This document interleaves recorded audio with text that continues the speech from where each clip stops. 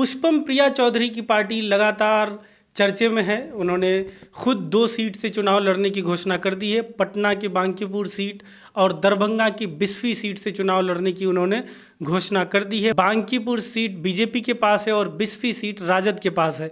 इन दोनों सीट से जो पुष्पम प्रिया चौधरी प्लूरल्स पार्टी की जो हेड हैं वो इन दोनों सीट से चुनाव लड़ेंगी और इसके अलावा वो और 40 उम्मीदवारों की घोषणा कर चुकी है, जो लिस्ट काफ़ी चर्चे में है जिस तरीके से जाति और धर्म के बारे में उसमें बताया गया है। लेकिन सबसे बड़ा यहाँ पर सवाल ये है कि प्लूरल्स पार्टी अब तक रजिस्टर नहीं हुई है। अभी थोड़ी देर पहले प्लूरल्स की प्रेस सेक्रेटरी मुकेश कुमार से हमारी बात हुई तो उन्होंने यही कहा कि अब तक रजिस्ट्रेशन का प्रोसेस फाइनल नहीं हुआ है, लेकिन बहुत जल्द हो जाएगा। जब हमने ईसीआई की वेबसाइट चेक की तो दी प्लूरल्स पार्टी नाम से पार्टी रजिस्ट्रेशन के लिए दिया हुआ है, लेकिन रजिस्ट्रेशन फाइनल अब तक नहीं हुआ है। नामांकन की तारीख अब ख़त्म होने वाले हैं। 8 तारीख को फर्स्ट फेज़ के नामांकन की आखिरी तारीख है।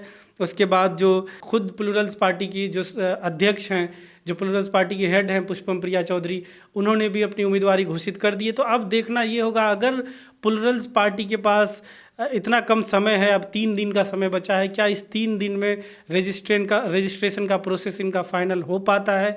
अगर नहीं हो पाता है तो क्या पुष्पम प्रिया चौधरी अपने उम्मीदवारों को आज़ाद उम्मीदवार के तौर पर मैदान में उतारेंगी, ये देखना होगा। क्योंकि जिस तरीके से पार्टी का एक ऑर्गेनाइजेशन खड़ा किया गया है तो क्या उस ऑर्गेनाइजेशन के तहत इलेक्शन लड़ना मुमकिन हो पाएगा। क्योंकि पार्टी अगर फर्स्ट फेज़ के नॉमिनेशन के डेट तक रजिस्टर नहीं हो पाती है तो फिर यही रास्ता रह जाएगा कि आज़ाद उम्मीदवार इन्हें खड़ा करना पड़ेगा। जब आज़ाद उम्मीदवार, इनके कैंडिडेट जब इंडिपेंडेंट उम्मीदवार के तौर पर मैदान में आएंगे तो सबका इलेक्शन सिंबल हर जगह अलग अलग होगा, तो फिर मैनेजमेंट में काफ़ी परेशानी होगी। तो ये एक पुष्पम प्रिया चौधरी के लिए बहुत बड़ा चैलेंज अभी सामने दिख रहा है कि पार्टी जब रजिस्टर हुआ ही नहीं है तो फिर इनके कैंडिडेट कैसे मैदान में आएंगे, इनका सिंबल क्या होगा, ये पार्टी के नाम पर चुनाव लड़ेंगे या इंडिपेंडेंट चुनाव लड़ेंगे, ये एक देखने वाली बात है। हालांकि हमने जब कुछ एक्सपर्ट से बात किया, former chief election commissioner SY Qureshi ji से हमने जब इस बारे में बात किया तो उन्होंने ये कहा कि दोनों इंडिपेंडेंट प्रोसेस है। जो पार्टी का रजिस्ट्रेशन होता है उसका चुनाव से कोई लेना देना नहीं है, वो पैरेलली चलता रहता है।